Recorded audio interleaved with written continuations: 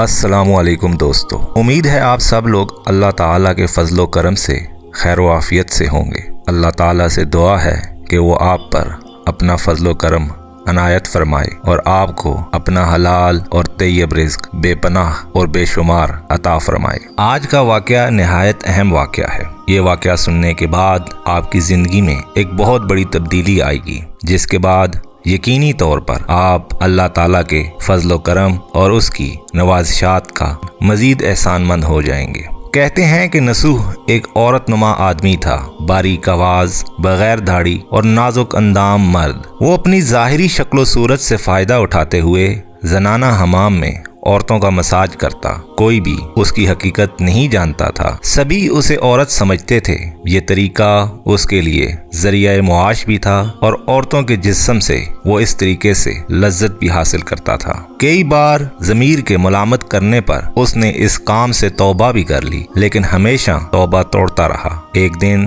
بادشاہ کی بیٹی حمام گئی۔ حمام اور مساج کرانے کے بعد پتہ چلا کہ اس کا گراں بہار گوہر یعنی کوئی موتی یا ہیرا کھو گیا ہے۔ بادشاہ کی بیٹی نے حکم دیا کہ سب کی تلاشی لی جائے۔ سب کی تلاشی لی گئی لیکن ہیرا نہیں ملا۔ نصوح رسوائی کے ڈر سے ایک جگہ چھپ گیا۔ جب اس نے دیکھا کہ شہزادی کی کنیزیں اسے ڈھونڈ رہی ہیں تو سچے دل سے خدا کو پکارا اور خدا کی بارگاہ میں دل سے توبہ کی اور وعدہ کیا کہ آئندہ کبھی بھی یہ کام نہیں کرے گا۔ اس نے کہا، اے میرے مولا، میری لاج رکھ لے۔ نصوح دعا مانگ ہی رہا تھا کہ اچانک باہر سے آواز سنائی دی کہ اس کو چھوڑ دو، ہیرا مل گیا ہے۔ نصوح نم آنکھوں سے شہزادی سے رخصت لے کر گھر آ گیا۔ اس نے قدرت کا کرشمہ دیکھ لیا تھا اور ہمیشہ کے لیے اس کام سے توبہ کر لی۔ جب کئی دن وہ حمام نہ گیا تو ایک دن شہزادی نے بلاوا بھیجا کہ حمام آ کر میرا مساج کرے، لیکن نصوح نے بہانہ بنایا کہ میرے ہاتھ میں درد ہے،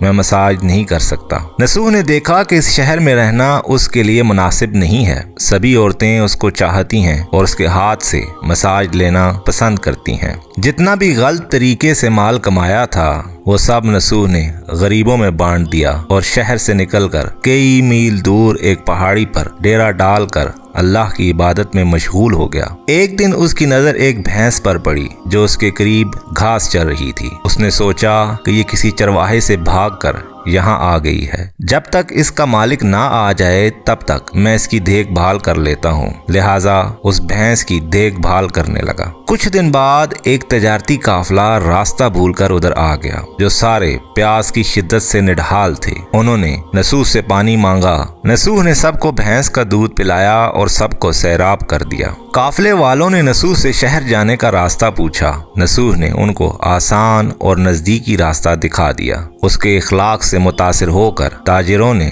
جاتے ہوئے اسے بہت سارا مال بطور تحفہ دیا۔ نصوح نے ان پیسوں سے وہاں کنواں کھدوایا۔ آہستہ آہستہ وہاں لوگ بسنے لگے اور عمارتیں بننے لگیں۔ وہاں کے لوگ نصوح کو بڑی عزت اور احترام کی نگاہ سے دیکھتے تھے۔ رفتہ رفتہ نصوح کی نیکی کے چرچے بادشاہ تک جا پہنچے۔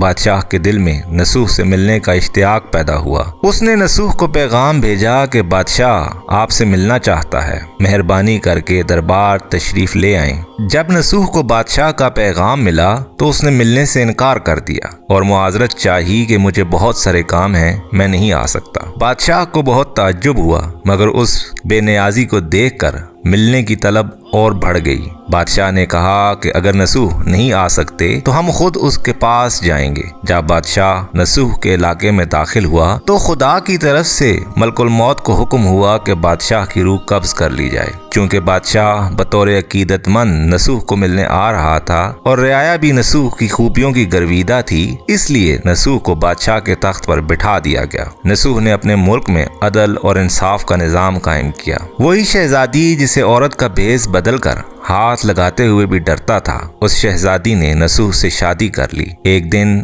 نصوح دربار میں بیٹھا لوگوں کی داد رسی کر رہا تھا کہ ایک شخص وارد ہوا اور کہنے لگا کہ کچھ سال پہلے میری بھینس گم ہو گئی تھی، بہت ڈھونڈا مگر نہیں ملی، برائے مہربانی میری مدد فرمائیے۔ نصوح نے کہا کہ تمہاری بھینس میرے پاس ہے، آج جو کچھ میرے پاس ہے وہ تمہاری بھینس کی وجہ سے ہے۔ نصوح نے حکم دیا کہ اس کے سارے مال اور دولت کا آدھا آدھا حصہ بھینس کے مالک کو دیا جائے۔ وہ شخص خدا کے حکم سے کہنے لگا، اے نسوح جان لو، نہ میں انسان ہوں اور نہ ہی وہ جانور بھینس ہے، بلکہ ہم 2 فرشتے ہیں تمہارے امتحان کے لیے آئے تھے۔ یہ سارا مال اور دولت تمہارے سچے دل سے توبہ کرنے کا نتیجہ ہے۔ یہ سب کچھ تمہیں مبارک ہو۔ وہ دونوں فرشتے یہ کہتے ہوئے نظروں سے غائب ہو گئے۔ اسی وجہ سے سچے دل سے توبہ کرنے کو توبہ نصوح کہتے ہیں۔ تاریخ کی کتب میں نصوح کو بنی اسرائیل کے ایک بڑے عابد کی حیثیت سے لکھا گیا ہے۔ یہ واقعہ کتاب مثنوی و معنوی دفتر پنجم